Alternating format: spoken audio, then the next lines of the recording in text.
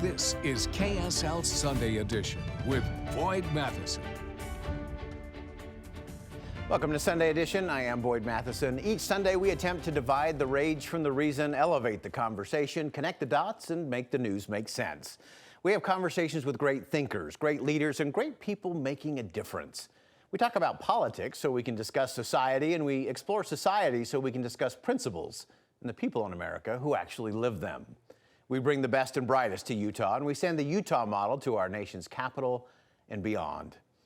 Well, I always say Sunday Edition has the most coveted spot on Sunday mornings, nicely tucked in right after Meet the Press and immediately before Music and the Spoken Word with the Tabernacle Choir and Orchestra at Temple Square.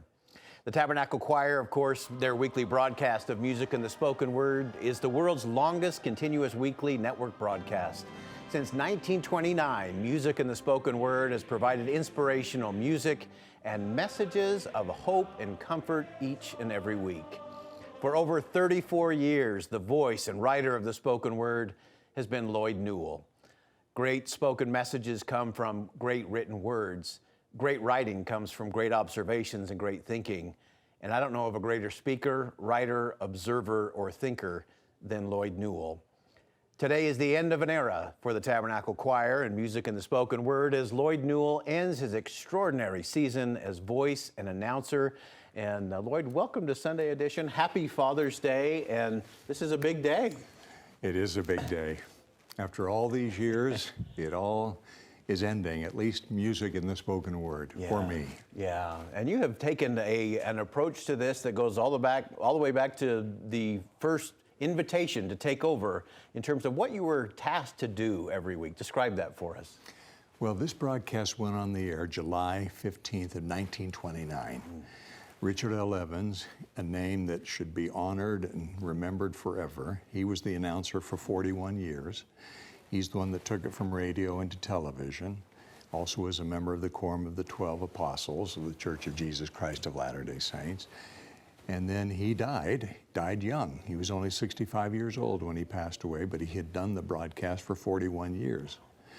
Then he was replaced with Spence Kennard, who did the broadcast for 18 years. And then I started in 1990, never dreaming that all these years later, I would still be doing music and the spoken word. When President Hinckley called me, he said, "You'll do it till further notice."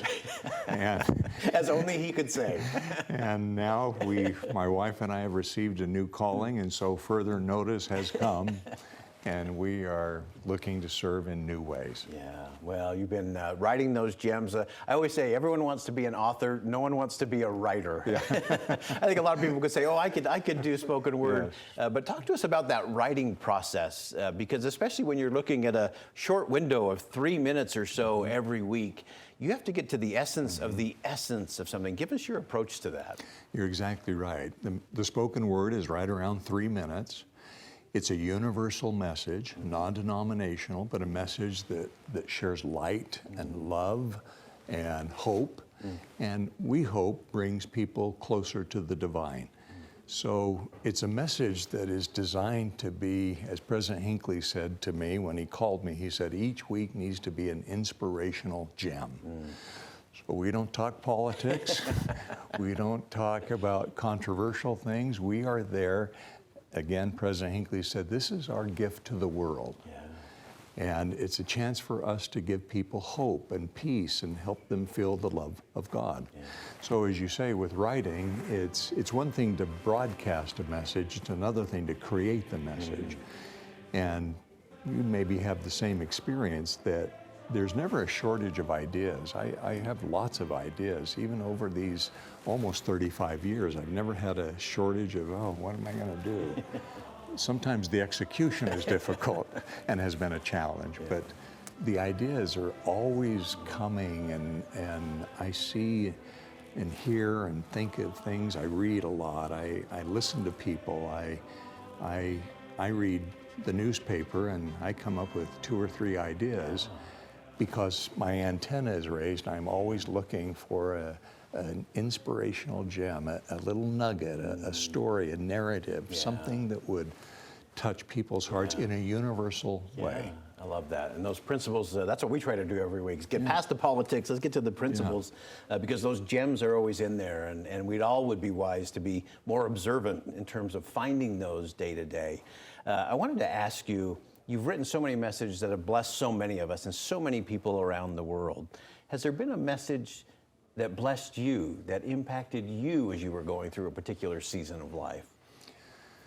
That's an interesting question, and it's a good question, because you write from your autobiography, and even though I don't use a personal pronoun, I don't say I or me, but you could chart over the decades, and there were things that I was dealing with or wondering about or worried about or pondering or wrestling with, that of course that impelled my thinking, my research, my talking, or conversing with people about things, that they are generated because you're seeking. And because I was always seeking ideas and always seeking light, as we sometimes say humorously, but we say we have a hungry beast that has to be fed every Sunday, and you know what that's like. So I'm always looking for material. I'm always looking for a message. But when I look back at the messages over the years, it's like saying which of my children is the favorite.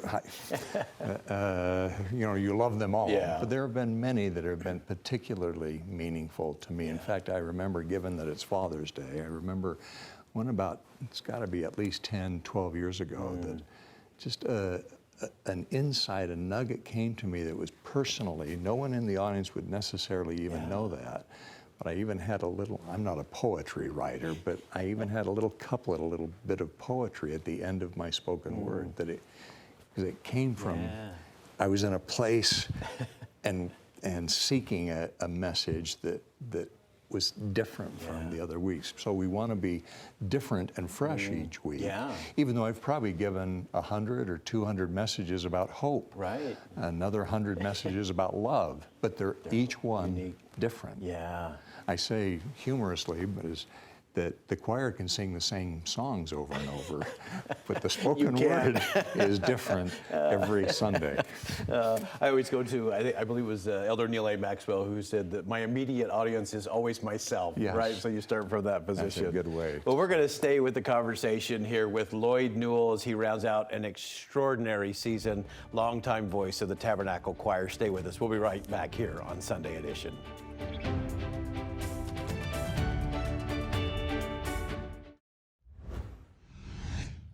Welcome back to Sunday Edition. We're staying with the question and the conversation with Lloyd Newell, the voice of music and the spoken word, as he delivers his last message before ending an extraordinary 34-plus year run. And Lloyd, as we move into this next piece of the conversation, weaving together the music and the spoken word is always such an interesting thing. I once had the director of the Tabernacle Choir, Mac Wilberg, on, and I said, you've got all of these soloists, and now you got to bring them together into a choir. What do you tell them? And he said, I tell them they have to listen louder than they sing. And I thought, wow, you're telling those people that they've got to be great in the choir, they've got to be a better listener than a singer. And sometimes when it comes to the messages, I think the greatest compliment I ever got after delivering a message at an event one time was old man came up to me and said, thanks for staying out of the way of the message.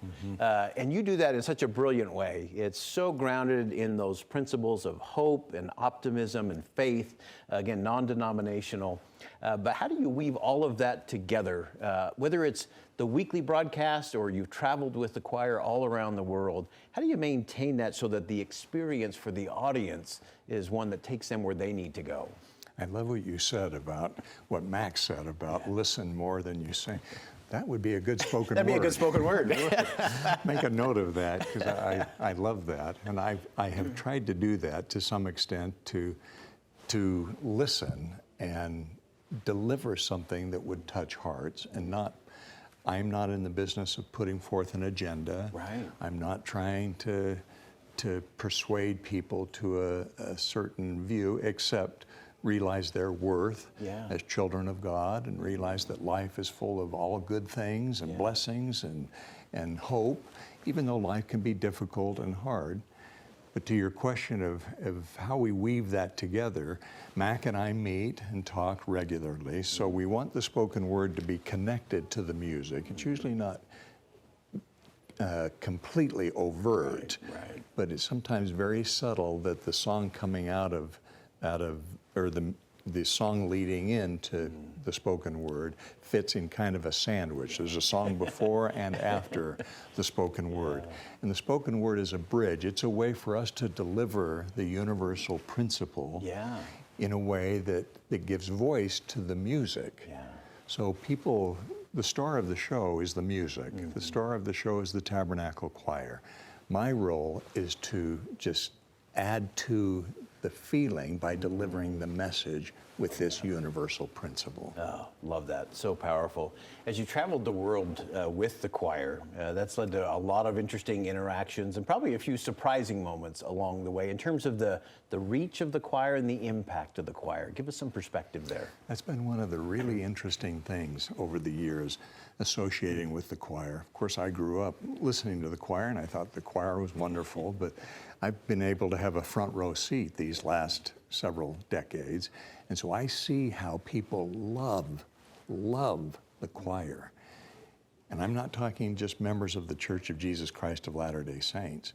We have, I remember countless Sundays where we would have important celebrities, dignitaries that would come to the broadcast, from presidents of the United States to Oprah Winfrey to Muhammad Ali to Margaret Thatcher and everything in between, political, business, entertainment, etc. And almost to a person. In fact, I remember Walter Cronkite and Tom Brokaw, who are two people that I was very interested in meeting. Almost everybody says, I grew up listening to the Tabernacle Choir. It's a beloved institution. Sometimes we don't realize what we have right here in our backyard because we offer this freely every week for 95 years. The choir traces its roots back to 1847. Within a month of arriving in the Salt Lake Valley, Brigham Young organized a choir, which became the Tabernacle Choir at Temple Square. But worldwide, we were just in the Philippines in February, and to see the affection, the love that people have for the choir. And what I always say is this is more than about music. There are wonderful choirs in the world, but this is more than just music. There's a power in the music and the spirit that the choir brings. You bring those things together, and it is powerful. Every week I've been blessed over the decades to talk to people that say, what is this? What is going on here? They don't even understand fully that this is not just a good choir with a lot of singers. There's something powerful going on, and I see it as the Spirit of the Lord, the Spirit of hope, the Spirit of possibility just is embedded in what the choir shares with the world. And people need that more than ever. They do, especially I think coming out of the pandemic and so many things that are isolating people around the world. I've always called it the connective tissue of the music and spoken word that transcends faith, it transcends language and region. Give us one final thought in our last minute, Lloyd, as to something that you hope everybody thinks about or does differently after listening to music and the spoken word. Well, there is so much negativity, so much darkness in the world, and some say that darkness and negativity is increasing around the world. And in some measure, I guess you could say it is. But I would also be clear to add, there are so many sources of light and truth and joy out there. And the Tabernacle Choir and music in the spoken word is one of those beacons of hope and possibility and love and joy in the world. So to have spent these decades with the choir, they are dear, dear friends, present and past. We're talking about thousands of choir members, the staff, the people behind the scenes, the leadership, the conductors. To be able to be with these people that are hopeful people, even though they have challenges and difficulties like we all do, they want to share light and love with the world.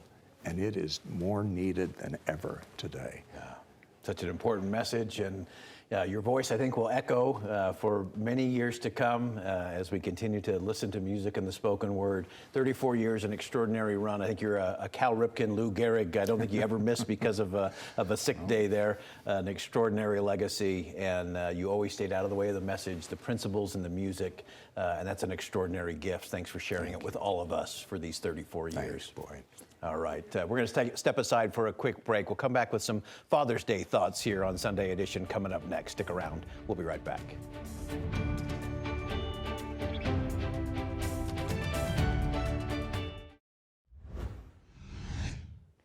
Welcome back to Sunday Edition. You know, Father's Day brings with it a tinge of guilt for a lot of guys who know they could do more or be a little better as a parent and a dad. It's easy to compare yourself to others and hard to live up to that perfect dad depicted in those misty pictures on the cover of the latest parenting book.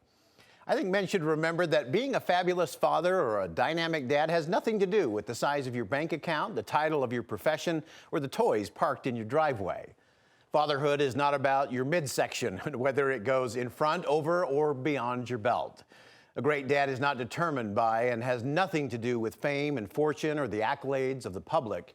It matters little whether you can run a mile, pose for GQ magazine, or count the declining number of hairs on your head with a single hand. Real, faithful fathers simply take time for their children and constantly demonstrate through word and deed that they love and cherish their families and their communities. The world seems determined to dumb down and even dismiss the role of good men and faithful fathers. The media most often portrays men as knuckle-headed, bumbling idiots who have to constantly be saved from themselves. And yes, sometimes we deserve it. But bashing men over the head with their faults while diminishing all the good they do is not helpful to men, to women, or to children. Society is reeling from the retreat of men from the home, from the neighborhood, and from our society. And while it's true that some men have given up or given in to declining morals, values, and narcissism, yet there is a veritable army of fathers and brothers, uncles and grandfathers who regularly, without fanfare and far from the spotlight, choose to make a difference every day. High-impact fathering happens in the low-lying events of day-to-day life and need not be tied to a biological father. A ride to school, a trip to the store, a walk around the neighborhood, a simple email, reading a book, a handwritten note, an encouraging word can, for a child and for an adult, become sacred ground where a positive future can begin. New York Times columnist Thomas Friedman recently wrote about a troubling trend that is ailing America, the loss of our moorings as a society. He used an example from nature that I found most instructive and insightful, both in the need for morals and values and also the need for good men to model them. Friedman described a visit he made over 30 years ago to the Atlantic forest in Brazil, where he learned about all the amazing functions of the appropriately named, on this Father's Day, mangroves. So mangroves are thickets of trees that often live underwater along the tropical coastlines. Mangroves and their interconnected and mostly unseen root structure perform vital services and provide unnoticed strength in nature.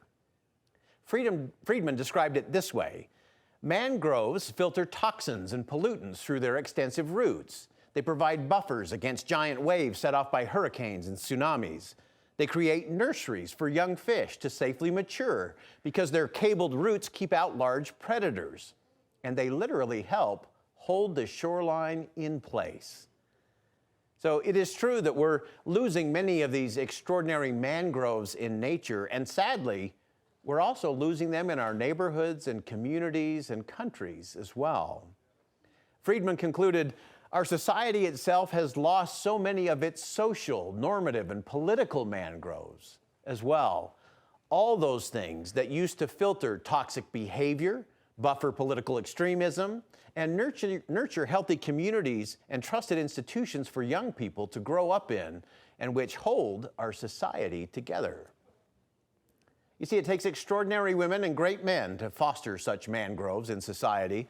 So on this Father's Day, we would be wise to put the man back in mangroves. Good men and great men can provide a filter from the toxic attitudes and declining morals in society. They can serve as strength against the violent storms of divisiveness, contempt, apathy, and indifference. Good men can protect young people from forces of addiction, isolation, narcissism, and moral relativism that could consume the rising generation. And yes, a mangrove and the men who are part of it are crucial to the fabric that strengthens and holds our society together. So as with Mother's Day, one day a year for dads just doesn't cut it. I'm most thankful this week for the mighty men in my life, starting with my own dad, who spent his life seeing the best in people, transforming lives by creating space for meaningful conversations and lifting more lost souls than I could count, including mine. I'm also grateful for brothers and uncles, friends and teachers, bosses and current colleagues who daily demonstrate what it means to be a difference maker and an example for all that is good and all that is possible in society. Edgar Albert Guest may have expressed it best when he wrote, "Only a dad with a tired face coming home from the daily race, toiling and striving from day to day, facing whatever may come his way, glad in his heart that his own rejoice to see him come home and to hear his voice." Only a dad, but he gives his all, smoothing the way for his children small, doing with courage so stern and grim the deeds that his father did for him. These are the lines that for him I pen, only a dad, but the best of men. To all those who have been and continue to be the best of men, I offer humble gratitude for your impact and your influence. It doesn't end, and it does matter. We all should take time this week to say thanks and even offer a prayer of appreciation for the best of men who bless our lives. Society must strive to re-enthrone the vital role of fathers and work with the rising generation to ensure the world will have another generation of mangroves, ready to rise to the challenges of its day.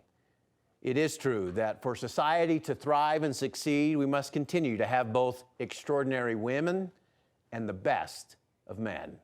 Happy Father's Day to all.